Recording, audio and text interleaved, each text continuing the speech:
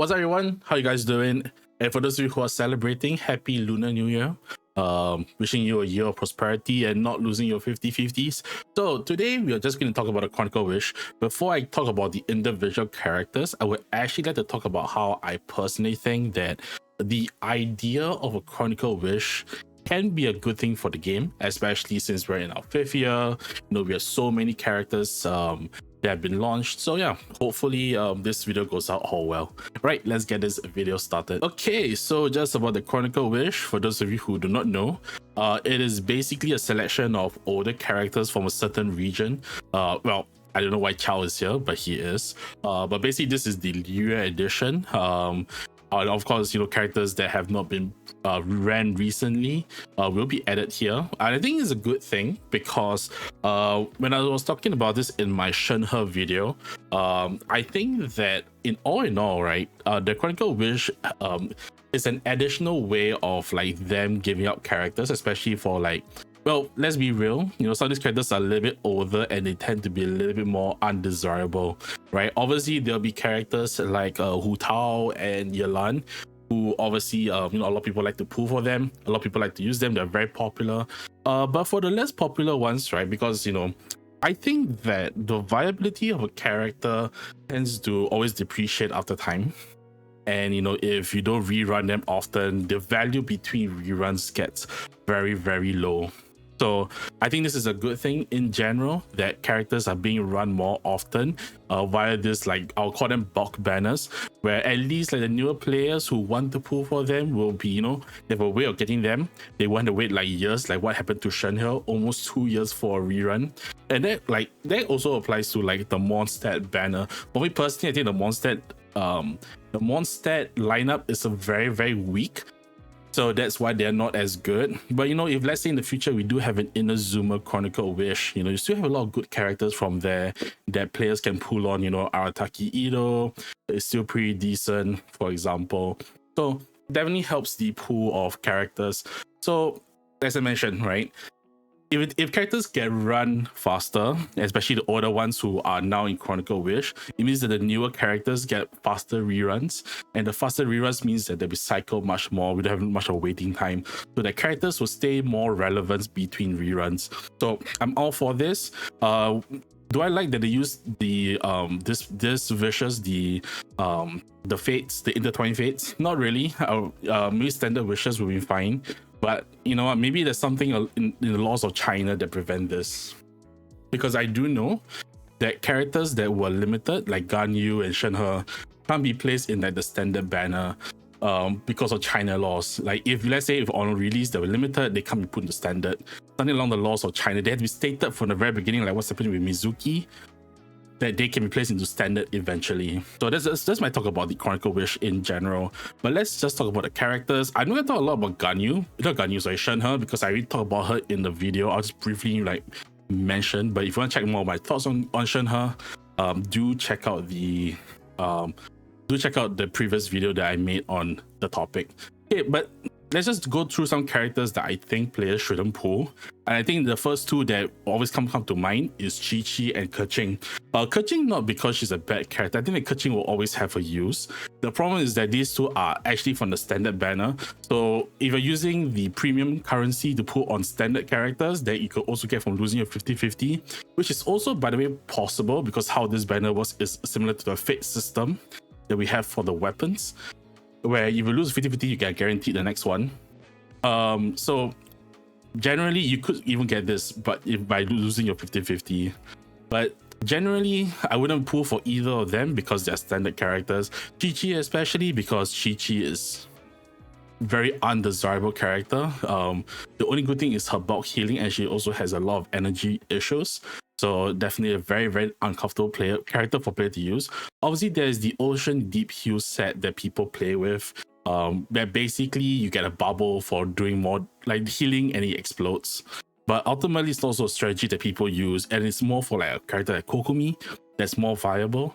So, and also, she's cryo. She can be used in freeze, but in freeze you technically don't take much damage because your enemies are frozen, and also that has gone down. The less we talk about superconduct and physical teams, the better. Keqing still very good in aggravate teams, can also kind of be used in Hyper Bloom. I don't think she's that good in a team comp like Overload, because she doesn't really have the best multipliers. But what she has is a lot of frequency of attacks, so that makes her very, very suited for aggravate. So I say she's still decent, but I wouldn't pull her for this, especially using premium currency. So yeah, and we talked a bit about Shenhe. Let's talk a little bit about her. I think Shenhe, obviously, you know, with the rise of Chaska, people are saying that, oh, Shenhe is back. I still make my point that I think that you are pulling a character that can only be used on like 4 to 5 characters. It is not as wise as compared to pulling for a character like Furina, who is confirmed for 5.5, 5.4. Right, Furina's confirmed for 5.4, so I would rather pull for Furina than Shenhe for my free steams, for example. Kazuha, Shilonen, these characters that are much more better for the overall roster than for a character that's good for like 1 or 2 team comps. So that's that for Shenhe, Keqing, and Qiqi. Very, very brief. I don't think many people should pull for them. But let's talk about the other characters that I never really talked much about. Let's talk about her adopted sister, Ganyu. Obviously, still a pretty decent character by DPS standards, and obviously one of our better teams now is the Melt team, because obviously Freeze has gone a little bit downhill. I do think that she still does enough damage to clear Abyss, but she is and ultimately whether you pull for Ganyu depends on whether you like her playstyle. Ganyu is a very charge shot dependent character. So if you play Lini, you play Kainari, very similar to that kind of playstyle. So if you are not good with like aiming, or you're playing on mobile, right? I think on mobile the experience is a lot more worse than on keyboard and mouse on the PC. Definitely it's a character that you may want to skip. So Ganyu is basically a character where especially as a main DPS, you will want to consider only if you are willing to play that playstyle, the charge shot playstyle, and also if you're on a proper device, right? And by a proper device, I just mean like you play on mobile, even on like the highest specs, or even like an ROG phone, right? It can be a little bit hard because of the way your controls work on a touchscreen. That being said, I think Ganyu is a little bit more versatile in the sense that she can also be used as a sub DPS. I know it's a very big meme in the past, but I think now it's still a fine thing to use her as. Her skill also has a taunt, which obviously draws enemy aggro away. So that's very nice. That's good for her because obviously she doesn't get hit because of the way she plays. Charge shot, very hard to dodge. But the ultimate being able to have the Celestial Shower, apply Cryo can be pretty nice for Melt teams. Beastie is not really, because you rather play Ganyu than herself, right? But on Melt teams, especially with like a Pyro being DPS like Malvika or even like Arlecchino, it can be fine. Obviously, if you have Silali, you definitely go for Silali instead. So that is that. I thought a little bit all about these characters previously, but I'm not going to go too much into it. But Ganyu, as I mentioned, depends on your playstyle and whether you have Silali. If you have Silali, you probably would skip. You probably would skip Ganyu for other characters. But if you really like a playstyle, you like a design, and of course this goes for all the characters, right? If you like the design and you disagree what I say, you're gonna pull because you like them, please go ahead, right? But yeah, Ganyu is basically one of those characters where it's like, do you like your playstyle or not? So let's go on to we talked about 4 characters so far. Let's talk about Xiao. I think it's a character that I think is very polarizing. In my review of him, I did put him as a character that maybe you shouldn't pull for. Has lower of a pulling incentive. That's not to downplay his viability. I do have a very good child, by the way, right? In case people were like, oh no, this guy just hates child. I do have a very well built child. All right, my child is pretty decent, not on his signature, but I do have a Thundering Pulse on him. But yeah, he is very good in AoE combat, not only in the international team with Xiangling and Bennett, but also very good in taser columns because of the way he applies Hydro through his this dual stance, and also pretty decent in Bloom teams as well. And of course, to an extension of that, Hyper Bloom teams, because he's also able to generate quite a lot of cores because of his ability. Because you do have to be mindful of his cooldowns as well, because that's the one thing that I think people would deter from playing Qiao, is the way that his cooldown mechanics work. Which basically increases the more you are on field with him in his melee stance, right? But he is still a decent character. Like I mentioned, he's more built for like AoE content where there is less than one enemy, but he still does pretty decent damage through his burst if you manage to get the ability of a crit, because it is a pretty nuke focus ability. That being said, who would I not recommend Qiao for? Easily, obviously, if you do have Neuvillette, who is one of the best Hydro characters in the game, I would definitely not recommend him. If you have, for that, I don't have Neuvillette, right? But yeah, if you have Neuvillette, I don't think because I think that almost everything that Qiao does, Neuvillette can do, and sometimes even better. He has very good area coverage, he has very good damage, very consistent. Obviously, people say like if you're at C0, you have to use a shield, and that's true, right? But that could be like a shield like like Celali. You can also have like a Zhongli shield. You could have even if you have Baizhu, we will talk about later, could provide pretty good coverage. And also, like if you're using Neuvillette without shield at C0, just don't go near the enemies, right? So obviously there are many factors to it that will determine whether you really want to play Qiao. I do enjoy him, but I do see that if you have other characters like a Neuvillette, that you may want to consider like not really investing that hard into pulling for him, right? That being said, I think he's very fun. But obviously, opportunity cost does play a part in these decisions. And obviously, if you have a character like Neuvillette, you don't have to go for him. All right, so I think for this, let's just talk about Xiao. I think Xiao got a lot better in the Fontaine era. Obviously, in 4.2, we got the release of Farina, who's a very good support for him. Very good, gives him a lot of buffs to his damage, and also releases you kind of from using Bennett. And of course, that's really helped with the release of Cloud Retainer in 4.4 as well, which, to be fair, I'm quite surprised she didn't get rerun in this Lantern, right? Like, just saying, right? She didn't get rerun in this Lantern, right? Which I'm quite surprised by. But anyways, Xiao is the very quintessential hyper carry. You really want to run like 1 DPS and 3 supports. His best team is a very expensive team, which is, as I mentioned, Farina, Shenyun, and also C6 Farazan. Could you play without C6 Farazan? Yes, and it does do like well enough, but you get a lot of benefit from C6 Farazan. So that's really an expensive team, and anything less will reduce his value quite a bit. He does also have, especially at C0. Okay, at C0. The energy problem is kind of resolved because you do have like 2 other animal characters, and Farazan can help him quite a bit. So does Shenyun. And of course, if you play Farina with like Favonia's sword, then that's pretty chill as well. But yeah, basically very hyper carry focused, and that's where like you want really the investments of your supports. You really want to pull for Shenyun especially, and of course Farina helps a lot. Farina basically helps reduce the circle impact that you would sustain if you use like Bennett, for example, because Bennett, you're very, for all the good things Bennett is, you are very focused onto like his circle, his ring. So definitely with Farina gives him a lot more freedom. And so yeah, I think that in general, if you Bell is basically like, he's good, right? I think that he, like, in his premium team, in his best team, he is one of the better DPSs in the game, even for 1.2, 1.3 unit. I think it's a 1.3 unit. So very, very good for someone who's like, since almost the launch of the game.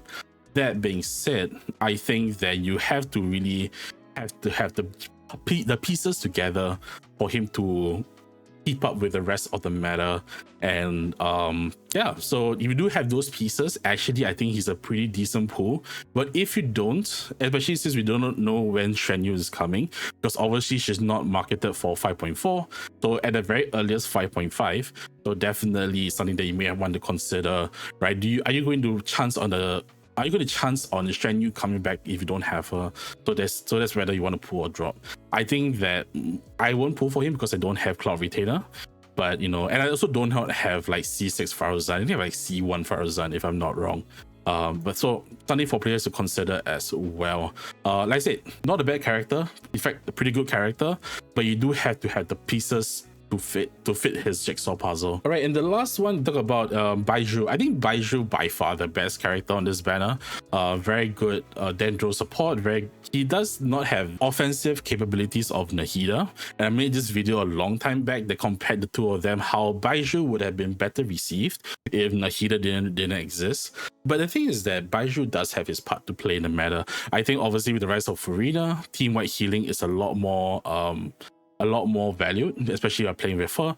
So like Sino teams really want a Baizhu, for example. That being said, obviously for other team comms, you can do with like a Qiqi Shinobu, right, in a Hyper Bloom team where she can provide the healing, albeit single target. So generally, it really depends on what you have. As I mentioned, I talked about him before. He does do decent healing. He does do decent. He does have a shield, which is pretty weak, but gives the interruption resistance. He does also give some bonus damage depending on your HP. Let me just move my camera over here. So he does give decent damage based on his talents as well for your team comms, depending on which one you're playing. But the main thing about Baizhu is that he's great, but there's some that if you have Nahida, right? Okay, if you have Nahida and Al-Haytham, for example, like he doesn't really have much to do because like in Al-Haytham team comms, you'll run like Shinobu, for example. The only team comp that he has like almost a mainstay in is like either Neuvillette team comms, which is still pretty good. Or also like with Sino, and Sino's a topic on its own. So definitely something to consider. I think that, as I mentioned, as a character, pretty good. But whether or not he is a requirement for your roster, entirely different question altogether. As I mentioned, Nahida, obviously Nahida does overshadow him quite a bit. But if you're lacking a Dendro healer and like let's say you don't invest into like your Xiao, for example, then he is a pretty decent consideration, especially if you're playing a team comp with Farina. So for like as I mentioned, I just talked about Sino. Sino does really want him. You also can consider him for a team comp like Clorend, although Clorend, you know, can also play like Shilonen, for example, or even Jean. So definitely something for players to consider. Look at your roster and see what healers you have and what healers you use in team comp. And if Baizhu doesn't fill the void, then maybe it's not a pull. But generally, I think as a kid, from a kid's perspective, definitely a pretty good character. But just something for players to consider, especially if you do have Nahida or any team-wide healers like Shen or Jean. Next, let's talk about the weapons, because I think the weapons are quite interesting. Obviously, we have some of the signature weapons, and then we also have the Jade Carter, and we should talk about later. Let's just talk about the weapons that I think players shouldn't go for. The three Unforged series weapons, Memories of Dust, the Unforged, and the Summit Shaper, they all have the same passives, the same subset. Basically, they're able to increase shield strength by 20% at R1, and you're able to increase your attack up to like 20 seconds as well. And of course, if a shield, your attack increase is increased by 100. It's not 100%. It means it's basically doubled. So this becomes 20 to 40%. All right. So, but basically, I think that in general, there are better weapons. There are even decent 4-star alternatives, especially if you buy the battle pass, that actually compete or outright outperform these weapons. Like for example, if the Unforged, if you do have like the Serpent Spine don't need to pull for this. For example, there are a lot of good sword weapons. The Aminoma is pretty good, especially for burst DPS characters. Memories of Dust, there's so many good catalysts. I don't think these three should be considered. And speaking of catalysts, the Jadefall Splendor as well, which is Baizhu's best in slot signature weapon, not needed on him. And obviously people meme about this weapon being only good for him. Technically it's not, because you can still use this on Kokomi. But obviously, and of course Barbara as well. In fact, Barbara can use this very well because Barbara doesn't produce particles. So the 4.5 energy per every 2.5 seconds actually is pretty nice. That being said, this is like back to the Shenhe conversation, right? Do you put a weapon that's more universal, or do you put a weapon that that only benefits like 3 characters as of now? So obviously that that goes out. That's basically like, yeah, you know, I wouldn't really pull for the Jadefall Splendor even if I was using Baizhu. I have so many battle options. You know, I have Thrilling Tales, which is obviously a very good 3-star, very readily available. Also support your DPS as well. You also have Sacrificial Fragments if you want to go the EM route. For Vonius can be decent if you want to battery your team. So there are a lot of good other alternatives to the Jadefall Splendor for Baizhu in particular. And another one that I probably would not recommend is the Calamity Queller. Calamity Queller, obviously a lot of meat as well. It does have a very high base attack of like 741, which I think is like comparable to like the newer weapons with the low crit rate. But obviously it makes up for it because it has very high attack. It also scales with attack percent. Best is slot for Shenhe, obviously. And of course, you get the L elemental damage bonus, which is very nice. But generally, it's mostly built for Shenhe because of the attack stacks they can get. And of course, even off field can still stack it up. So it's not only really good for her, right? Even though it is Shenhe's best in slot, it can be good for like off fielders, because when they go off field, they can able to stack this up for characters like Xiangling, for example. But Xiangling, like in particular, will have issues like building up ER or crit respectively. So like a weapon like the Catch is better for Xiangling. Generally, unless you're like a Shenhe main, wouldn't really pull for it. And even Shenhe does have good alternatives like the Favonius lens as well. So generally not a weapon you should pull for, the Calamity Queller. And the last weapon I will probably skip is the Amos Bow. Before I carry on, Amos Bow is not a bad weapon. I think it's a decent weapon for like main DPS bow characters. It is attack scaling, so but generally it's fine, especially using free teams like Ganyu, because you have like free crit, for example. And it does increase your normal attacks very well, so it can be used on characters like Yoimiya as well. Your damage does increase very, very nicely. Yeah, so but generally it is used for characters who fight from range, right? Because of your second half, right? Every time, so it basically if your arrow is like in the air for like 0.5 seconds, you get the full stack, for example. So generally it is not a bad weapon, but I think that it is okay at best. And so let's talk about the 3 weapons that you may want to consider. Let's talk about the Primordial Jade Wing Spear, which is obviously Xiao's signature weapon. While it is a standard weapon you could get from like from the weapon pool for losing your 50 or 20, 75, 25, it is still a pretty good weapon. High base attack, which is like 674. It does have a 22% crit rate, but it's really nice still because I think it's still decent enough. You know, prevents like over critting and stuff. And you also get the stacks as well, pretty good for main DPS characters that are on field quite a lot. So obviously besides Xiao, it can be good for Raiden Shogun. It can be good for, I was about to say Xiangling. But yeah, I mean, it can be good for Xiangling, right? But then you balance your ER, and that's another thing altogether. But generally, you do have a lot of attack, and you max the stacks, you do get damage bonus. Generally not a bad weapon. I wouldn't prioritize this because there are good alternatives like the deathmatch if you buy the battle pass, or even like depending on your team comp, like not deathmatch, the Black Cliff Tassel, which is the short weapon. which I think is over here. Blackcliff Pole, sorry. Like the Blackcliff Pole is not that bad. Yeah. So it's something you want to consider as well. So, but generally, like out of the 3 weapons that I'm going to talk about that you could pull for, this is probably the lower on the priority because, as I mentioned, you can probably get this from losing here. But that being said, I think it's still a pretty decent weapon, and I think one of the best standard weapons out there. Which, by the way, they should probably add more into the list. And one of the weapons that I think is absolutely cracked is the Primordial Jade Cutter, the infamous Primordial Jade Cutter. I think this last rerun in like 3.1. So like for a good more than 2 years, this weapon has been missing. Very, very low attack, base attack for 5-star, which is like 500-ish, 542 if I'm not wrong.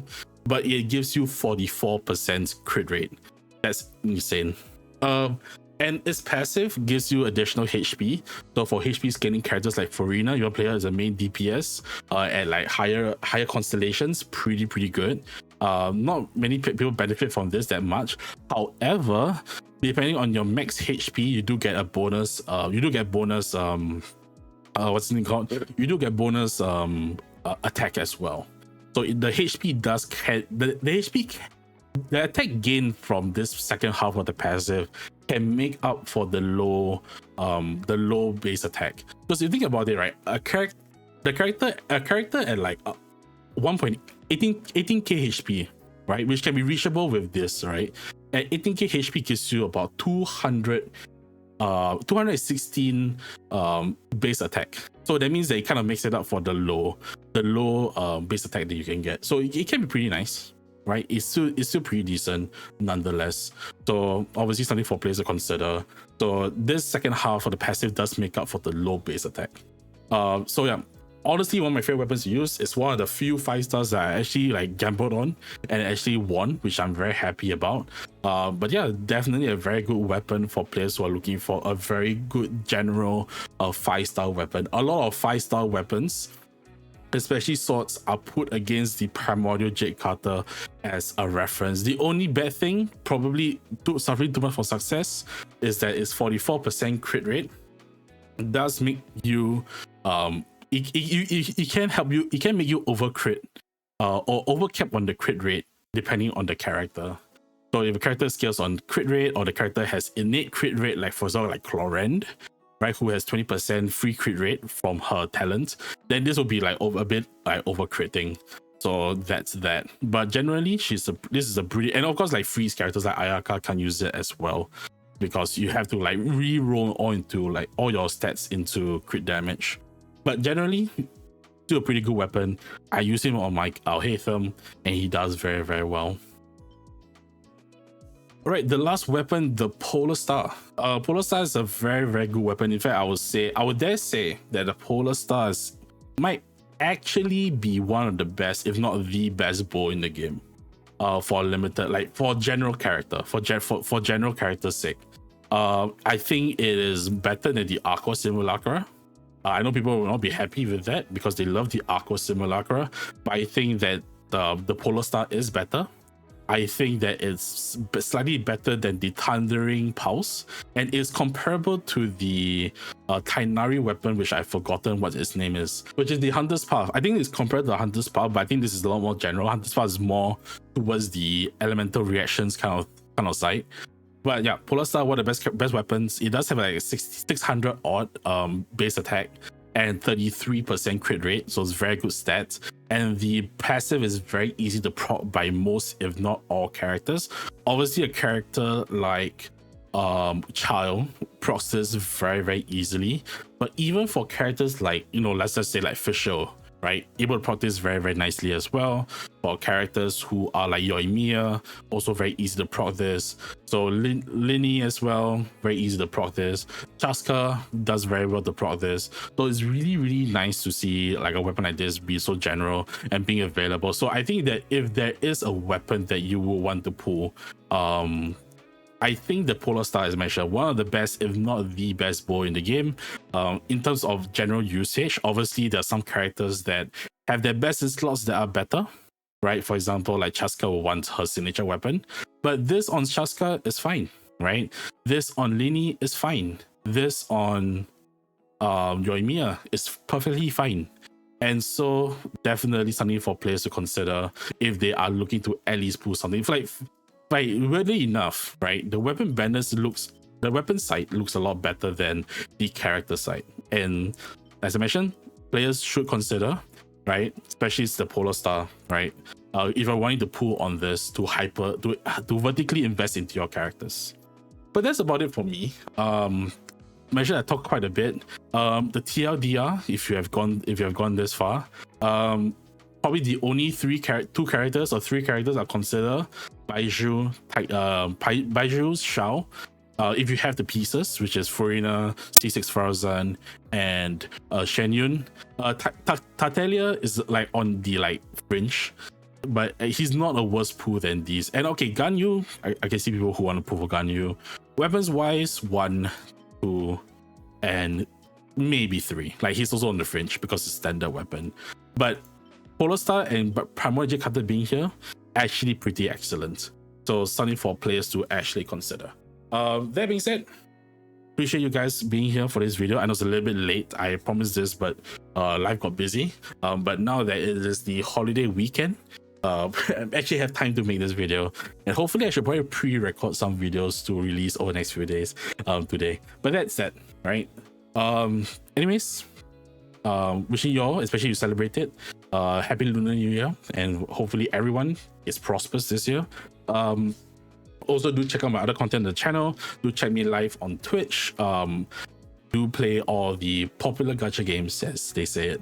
Yep, stay healthy, stay safe, be good to yourselves and the people around you. I'll see you guys next time. Bye bye.